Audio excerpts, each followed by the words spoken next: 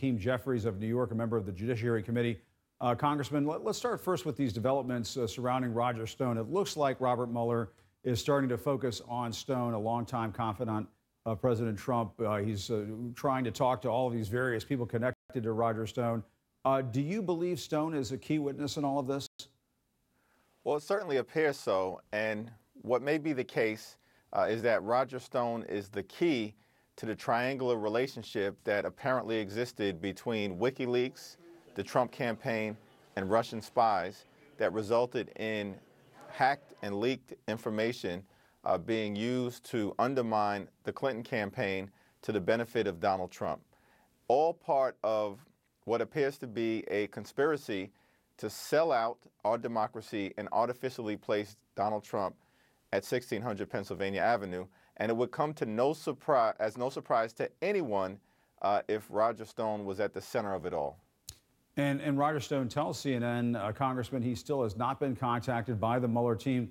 What does that tell you? That doesn't necessarily mean that he's not a target.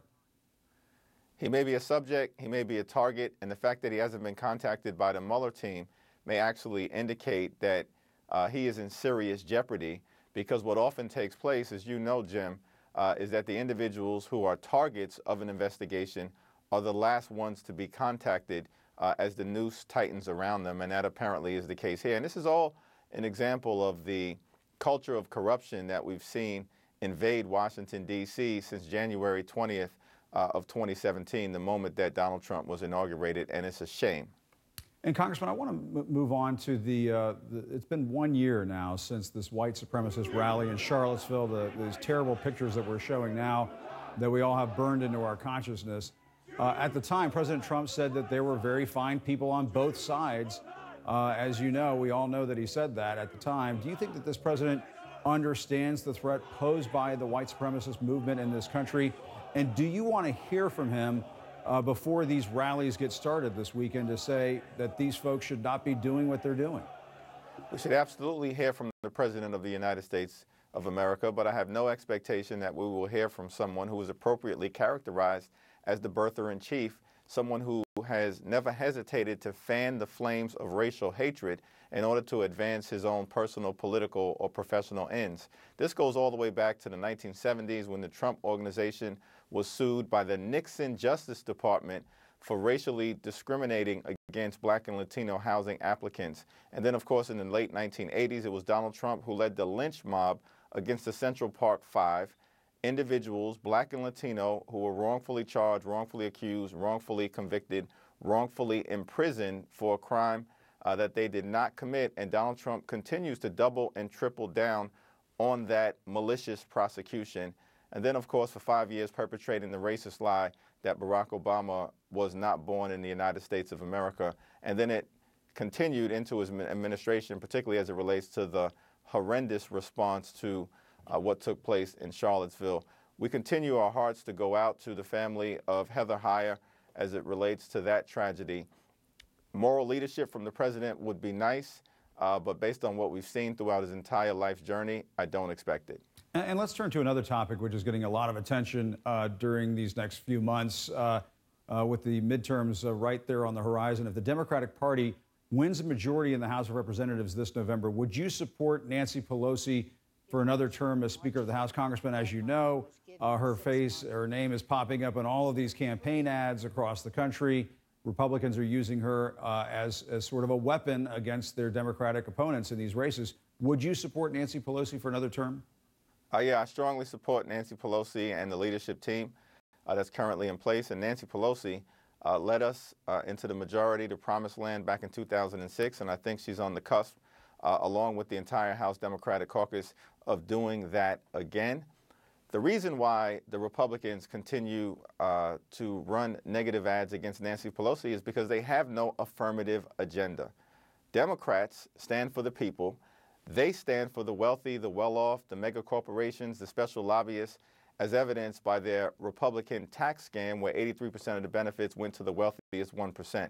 If you have no agenda and the singular piece of legislation that you passed was actually of no benefit to everyday Americans, but helped to subsidize the lifestyles of the rich and shameless, then all you're going to do is go negative against Nancy Pelosi, it's not going to work in November. And Congressman, did you see that President Trump just tweeted his support for Nancy Pelosi? Does that worry you? This is the tweet up on the screen right now. He says, Democrats, please do not distance yourselves from Nancy Pelosi. Obviously he thinks this hurts your party. Well, it's possible, Jim, that he's actually watching the show right now, even though he claims not to watch CNN. That's probably true. Because that is in direct response to my support, and I think what will be significant support. Listen, Nancy Pelosi is a legislative mastermind. She's done a tremendous job. We're going to be united and focused on delivering for the American people as we move forward. Lower health care costs, increased pay. We're in the midst of wage stagnation right now. We don't have an unemployment problem. Thank you, Barack Obama. But we do have an underemployment problem where too many Americans are working multiple jobs, often dead end, not able to provide a comfortable living for their families. We've got a whole host of issues that we have to deal with. Democrats have an agenda for the people.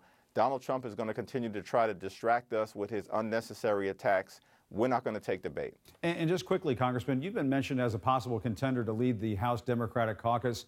Is that something you're going to pursue? Can you make some news here and tell us that you're going to be going for that position? Well, we'll see what happens post-November, but as I've indicated, I think now is not the time for us to engage in a leadership fight, a circular firing squad, when we're in the midst of an existential threat to our democracy in the singular figure of Donald Trump. You know, we have a reality show host running around the Oval Office, masquerading as President of the United States. Wouldn't you like to see some younger blood in the leadership ranks? Well, I think that I think like Jim, I think there will be opportunity for fresher, younger, newer members of the caucus, so to speak, to continue to play a meaningful role in the House Democratic Caucus. And in fact, that opportunity was afforded to myself and several others, David Cicilline and Cheri Bustos. Ben Ray Lujan is doing a tremendous job, and many others. And I think you'll continue to see all of us who are new and recent arrivals to the United States Congress continue to contribute as best we can. Okay, Congressman Hakeem Jeffries, we had to try. Thank you very much for joining us. We appreciate it. Good talking to you. Just ahead, President Trump's lawyers, guest host Sean